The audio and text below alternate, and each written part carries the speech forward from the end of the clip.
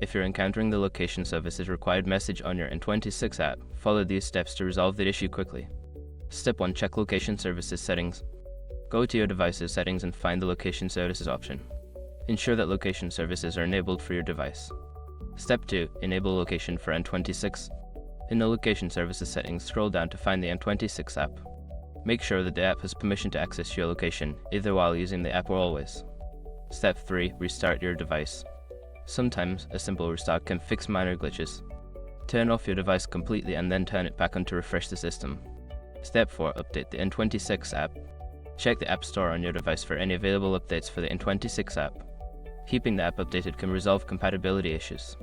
Step 5. Reinstall the N26 app. If the problem persists, uninstall the N26 app and then reinstall it from the App Store. This can help reset any settings that may be causing the issue. By following these steps, you should be able to fix the location services required message on your N26 app. If the problem continues, consider reaching out to N26 customer support for further assistance.